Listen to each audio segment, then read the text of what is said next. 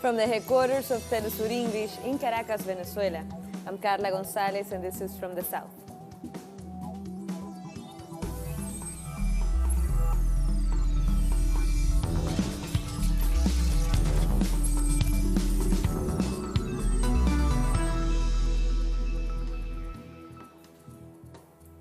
We begin in South America. Venezuelan President Nicolás Maduro has responded to the new sanctions imposed by the United States government, and he says he's open to talk to President Donald Trump. I am willing to talk to Donald Trump. I wish if we can arrange a face-to-face conversation between Donald Trump and Nicolás Maduro. Each U.S. sanction, besides being useless, is a medal for the revolutionaries, because it shows that we are brave and we are on the right path. The United States believe they can govern the world. They cannot. The world has changed. The empires are dying, and humanity is on the rise.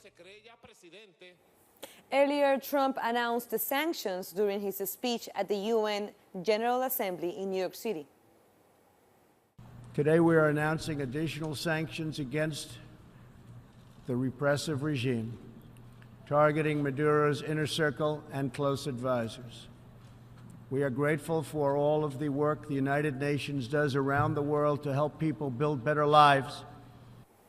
After addressing the UN and meeting with Colombian President Iván Duque, Trump said his administration is looking closely at Venezuela. He said a military coup is possible. It's a regime that, frankly, could be toppled very quickly by the military if the military decides to do that.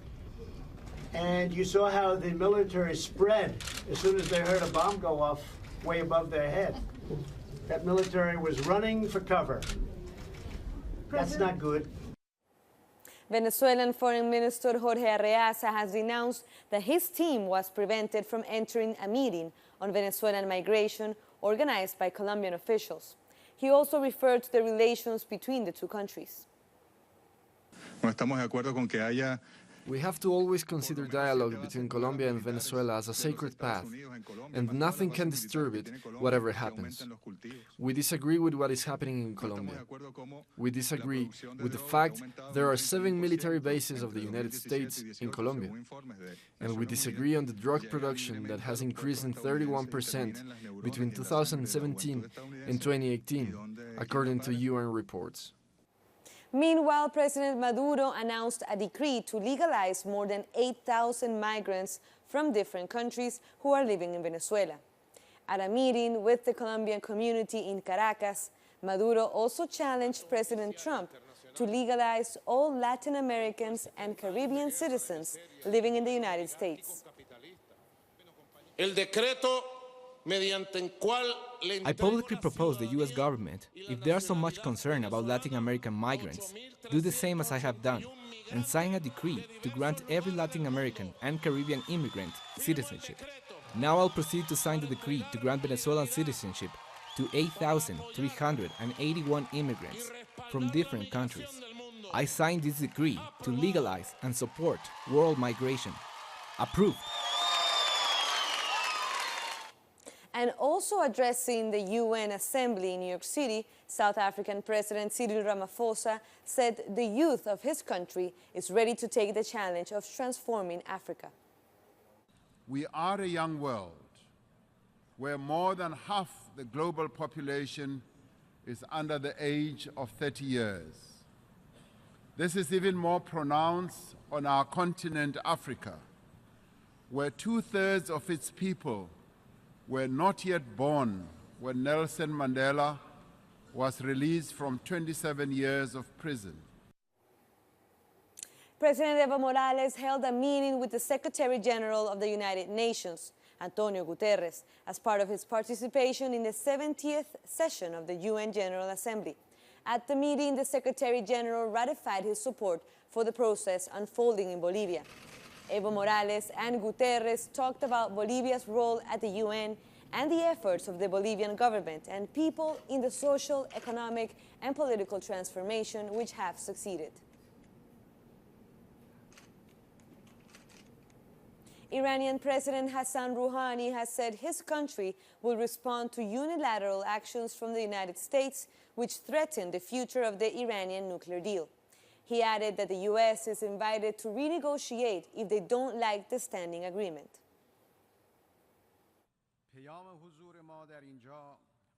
Ladies and gentlemen, unlawful unilateral sanctions in themselves constitute a form of economic terrorism and a breach of the right to development. The economic war that the U.S. has initiated under the rubric of new sanctions not only targets the Iranian people, but also entails harmful repercussions for the people of other countries.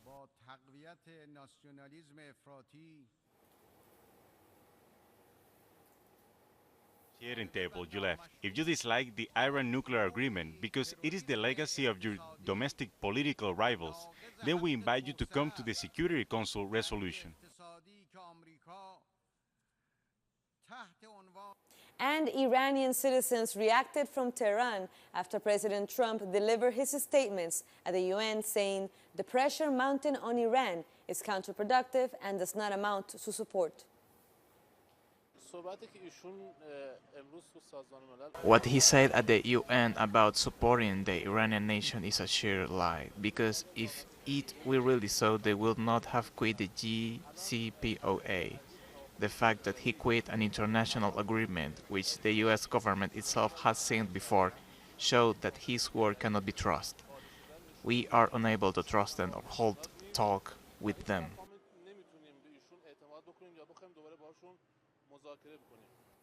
More and more Venezuelan migrants are signing up for the return to the homeland plan. In the last few hours, a fourth flight from Peru has arrived in Caracas. It brought 93 Venezuelan citizens who say they suffered economic hardship and abuse abroad. The Venezuelan embassy in Lima says it has thousands more on the waiting list.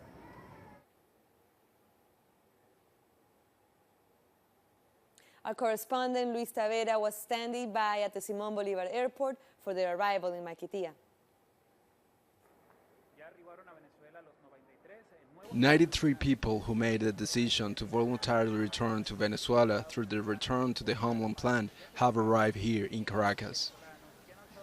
The number of people who have returned has surpassed the 3,000, many of whom raised their voices with allegations of exploitations and xenophobia.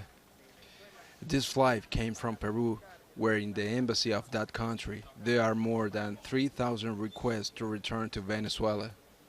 This will be the third flight from Peru, which in total have brought back more than 400 Venezuelans, many who now realize the benefits that only exist in Venezuela.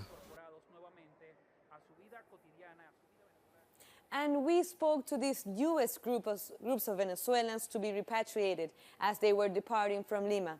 This is what they had to say. 7 months ago, Luis Escalona arrived in the Peruvian capital in search of a better standard of life. Soon, his family came to Peru to join him. In the 3 jobs he had, he suffered abuse and was paid below the legal minimum wage. In Venezuela, we at least have a house of our own, but here we have to work just to pay for rent. There, you have free health and education. Of course, for Venezuelans, education is very important. That is one thing that is expensive here. Venezuelans who return home agree that the quality of education and health in Peru is much lower than what they were used to in their own country. After facing hunger, abuse, and hardship, they begin to value what they left behind. We have been surviving, selling in the streets, and it was hard for me because of my health problems. I couldn't find someone to take care of my children, and I didn't find a school for my oldest child. I am missing our country a lot. When someone leaves, they don't know what it is to live abroad, and you miss Venezuela. Almost 400 Venezuelans in Lima have already managed to return to their country through the Return to the Homeland Plan, promoted by the Bolivarian government. For this 4-plane load, priority was given to 31 clinical cases, 11 pregnant women, 24 children, and 17 family groups. However, the waiting list is long. So far, the Venezuelan embassy in Lima has more than 3,000 registered, waiting for a place to go back to their country.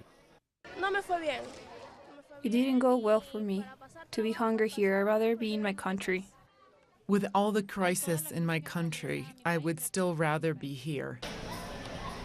The return to the homeland plan is being repeated in Argentina, Ecuador, Brazil, and Colombia, from where, every week, humanitarian flights of the Bolivarian government depart to support Venezuelans who want to return to their country. Coming up, more stories. We'll be back.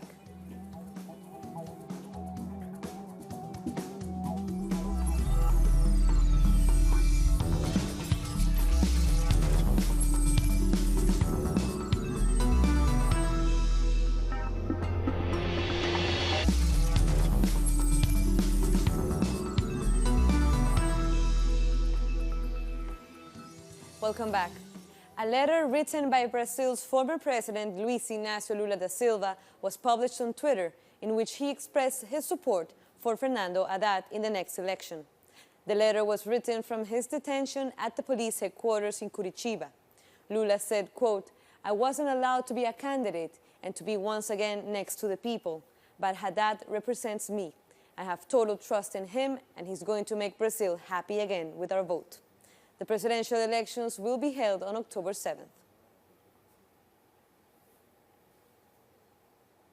And with less than 2 weeks to go before this election, women in Brazil have organized a march in support of Haddad. On Tuesday, hundreds of women took to the streets in a march that promoted women participation in politics. Haddad and his vice presidential candidate, Manuela Dávila, attended the event. The activities coincide with a campaign, another one organized for the weekend by Women Against right-wing candidate Jair Bolsonaro. They are denouncing his sexist comments towards women and leading a campaign on social media called Ele Não, which means not him.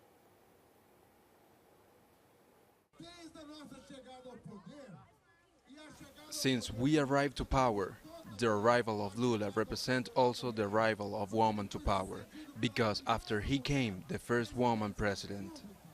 We have extraordinary advance to the point that today women are the majority in post-graduation programs and others such as medicine. What it means is that we are building a part of this agenda, but it is not everything. We know that we have more tasks to fulfill. The president of Argentina's central bank, Luis Caputo, has resigned only a few months after being appointed. The government has confirmed he will be replaced by Guido Sandleris, current Deputy Minister of Finance. Meanwhile, President Mauricio Macri has been renegotiating the terms of a bailout with the International Monetary Fund as the peso keeps dropping.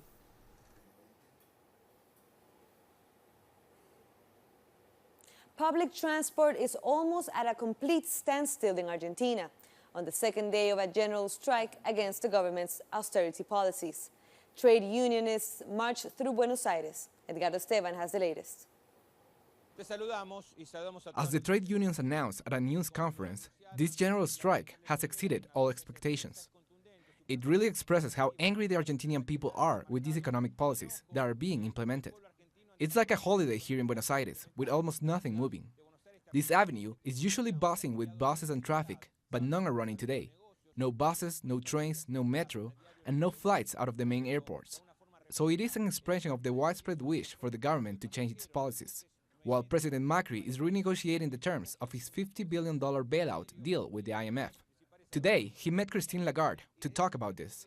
But we also saw the resignation of the head of the central bank, Luis Caputo, who is very close to Macri, precisely on the day that the president is negotiating with the IMF. So this powerful strike also has an impact on those differences within the government. So it's been an important day in the crisis here in Argentina. That was Edgardo Esteban from Buenos Aires. So let's take a look at how this latest strike began in Argentina. Worker unions are striking for 36 hours to protest the austerity measures proposed by the government of Mauricio Macri. They have strongly condemned mass redundancies in various public sectors. They want the government to provide better salaries. Our salaries are not enough. They are worth half of what they were worth 2 months ago. It's outrageous. People are just finding a way to reach the end of the month. Layoffs haven't stopped. Our protests are repressed. We are living in a country we thought we left in the past. Workers regret that the problem is getting worse day by day. Since the economic crisis started, there are 2 million people under the poverty line. This strike and every protest will either aim at fighting the neoliberal project of the government. This shows the tenacity of Argentinians. We will not give in to the austerity measures Macri is promoting along with the International Monetary Fund. Workers and social movements also reject inflation, so public sector workers are making a stand by striking. The strike is aimed at rejecting austerity measures, but also to visibilize the pain of every citizen that lost his job or can afford basic goods. Trains, buses, subways, and flights remain closed. Airlines announced that nearly 80,000 passengers canceled or rescheduled their flights. Banks and schools have also closed. Relatives of the 43 missing Ayotzinapa students have demonstrated in Mexico City on the eve of the 4th anniversary of their disappearance. They were joined by students and activists who demanded justice. The victims' families have been highly critical of the way the government of Enrique Peña Nieto has handled the case. They believe the army could have been involved in the students' disappearance. For us, as long as it is not scientifically proven that the young people have died, they are still alive, and that's how we want to find them. We have only come here to demand that the resolution given, in line with the law, be true, justice, and will stick to the law. Human rights organizations in El Salvador are demanding accountability for the Mozote massacre, which took place more than 3 decades ago. In December 1981, an army-led operation resulted in the massacre of about 1,000 men, women, and children in and around the rural hamlet of El Mozote. It happened at the beginning of the Salvadoran Civil War. The killings went unpunished because of an amnesty law, which was eventually lifted by the Supreme Court. Yet still, justice has been denied. This issue took center stage at the recent meeting held by Central American University and various human rights associations. There have been already 43 witnesses. It is a huge massacre. I don't know when the judge is going to stop calling witnesses. The place where it happened has been thoroughly examined, and there will be possibly new exhumations at different locations. The wounds are still fresh for survivors and victims' families. 11 people from my home died, plus about 50 other family members died too. In 1986, I went to Honduras. The scars were never closed. Those who ordered the daily attacks have never apologized to us. In 1992, Argentine anthropologists exhumed remains, damning scientific evidence. It proved that the massacre was carried out by the Salvadoran army, acting on the state's orders.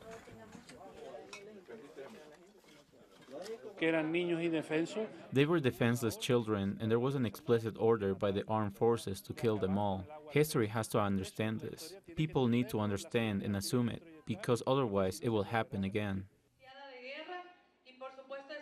The justice system is supposed to punish criminal masterminds. Survivors and the victims of families are clinging to this hope. They say persons behind one of the worst massacres in modern Latin American history must not go unpunished.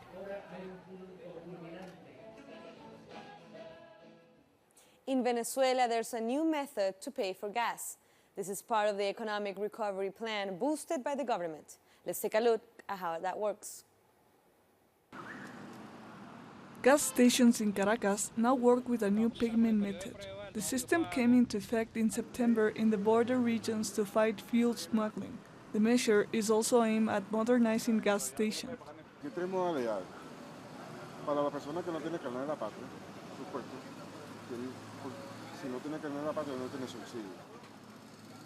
Y el que tiene subsidio, por supuesto, se lo cobran al monedero de la patria.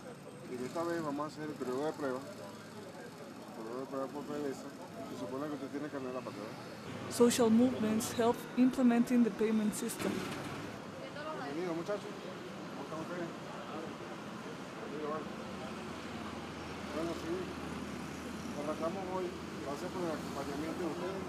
Citizens that don't have the subsidy state card will have to pay fuel at international prices. The people getting the homeland card does not mean that they are Maduristas or Chavistas, but that is a tool that the government is giving us to end with this problem on the extraction of fuel, and I agree with the president. The economic sanctions against Venezuela and fuel smuggling worry the most.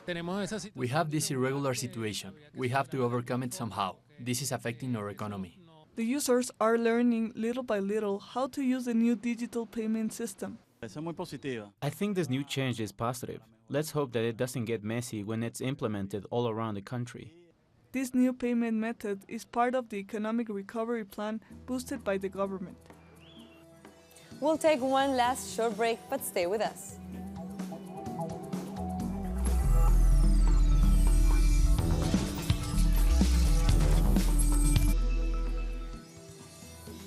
Welcome back. On the Gaza Strip, hundreds of people have held a protest against the U.S. ending its funding for Palestinian refugees. Protests took place at the Jabalia refugee camp. Among the protesters were teachers and students who said that the cuts would affect the schools run by the United Nations Relief and Works Agency. This comes after U.S. President Donald Trump withdrew all support for the UNRWA, which gives critical aid to 5 million Palestinian refugees.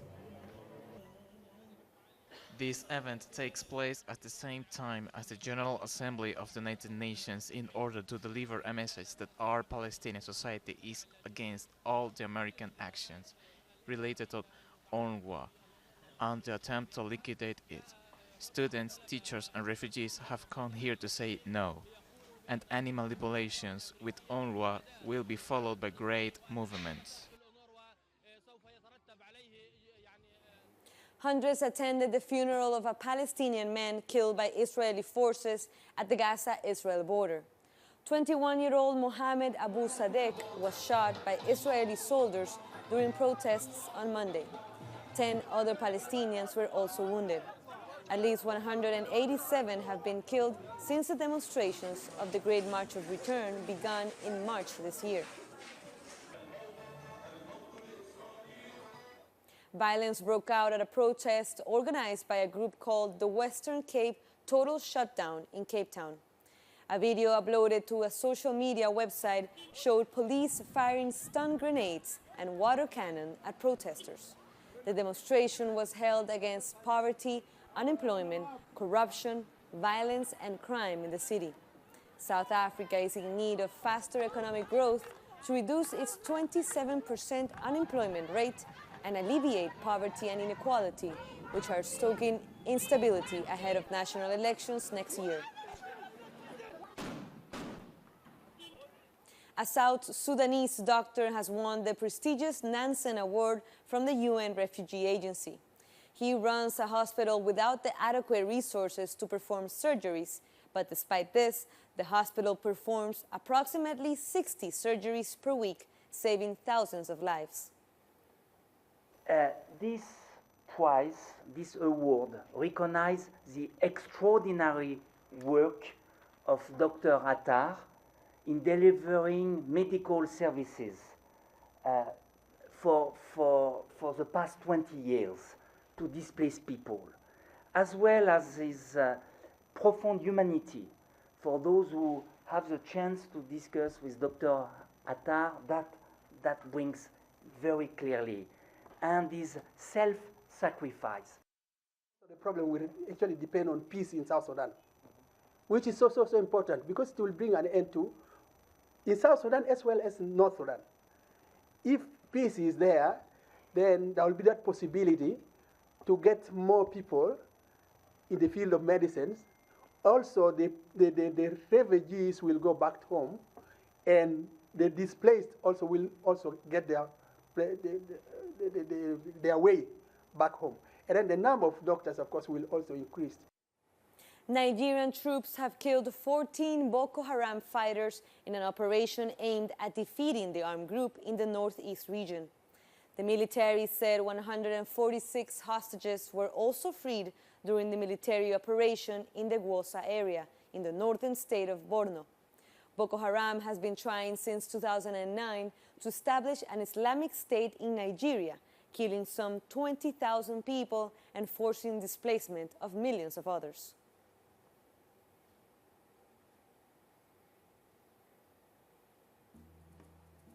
And with that, we come to the end of this news brief. But this and many other stories, as you know, you can find them on our website at telesurtv.net/English. Here you can find all our latest information, more information on the UN General Assembly and all the speeches that took place at New York City. So, take a look.